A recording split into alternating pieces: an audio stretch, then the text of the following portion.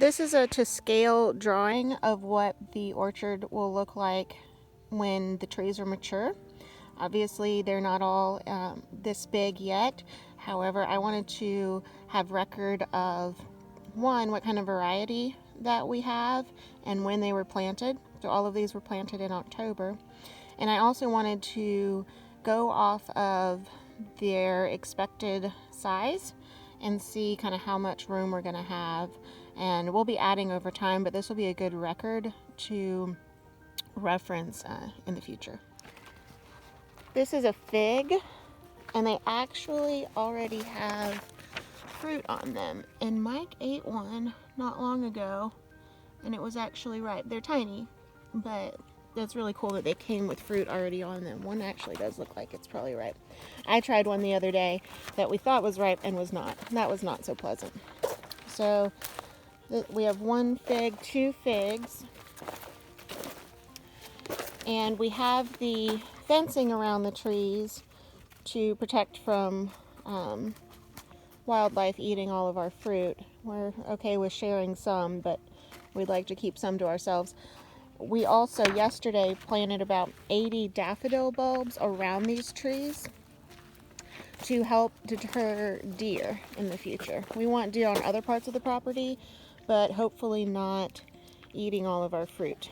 So we'll feed the deer, we'll attract deer, but just not to this part of the property if we can help it. These are blueberry bushes. We have 3 different blueberry bushes to be able to cross-pollinate each other. We were really intentional with what trees we got that were either self-pollinated or needed another kind next to it. The website that we got them all from was fastgrowingtrees.com. This here is a Kiefer pear. I think these leaves are really, really pretty. I'm enjoying watching those. I think they're beautiful. So this is a Kiefer pear. That'll be lovely. Mike loves pears. This next one is a Fuji apple.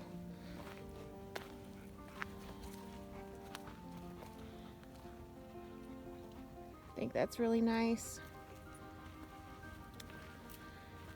This one is a Honeycrisp apple, which is my favorite type of apple, so I'm really looking forward to the fruit of this tree. The next one is a Methley plum. So this is a plum tree. That'll be really good. I will be able to make jams and jellies out of plums. That's going to be really nice. This is a Santa Rosa plum. This one's going to get really big. You can see on my map here that the Santa Rosa and the figs, those are the biggest trees that we should have. Right now there's not much to it, but we know that'll change over time. This is another Kiefer pear. And this one over here. This is a fruit cocktail tree. It's supposed to have peaches and plums on it. I heard about this one and was curious about it. It'll help pollinate the others and really just kind of be a fun thing. Look how pretty the house looks in the background. So exciting. And then this last one over here, this is an Alberta peach. So this is a peach tree. Peaches do really well in our area, and can't wait to make jams and jellies and chutneys and all of that out of peaches as well.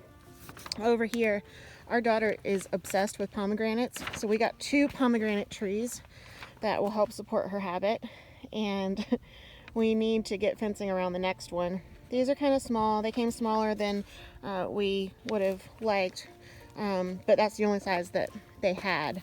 So it'll take some time for those to grow. Hopefully she still likes pomegranates. I like pomegranates too, so they'll get used, but she will.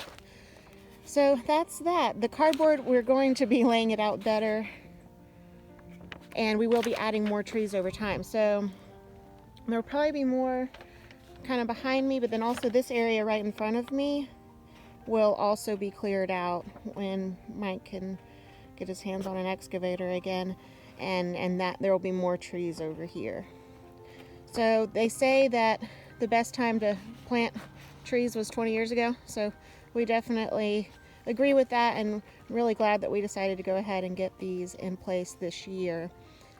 Also, I want to farm geek out for just a minute because yesterday when we were putting the daffodil bulbs in around the trees, we were using this dirt mound that we have saved as topsoil for to plant those.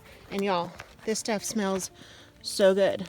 Like, I know that's a total geek out thing, but it smells so good. Like, seriously, the dirt smells really good. I know that's really geeky. That's okay.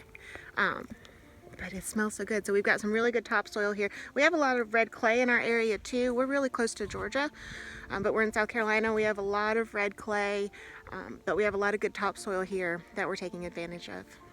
Okay, you're live. We've got a lot of extra cardboard to clean up from some of the boxes that are too small to actually use. And then I got to split some of these open to be able to use them. So we're using the cardboard as a root inhibitor, and then we're going to cover it with the mulch.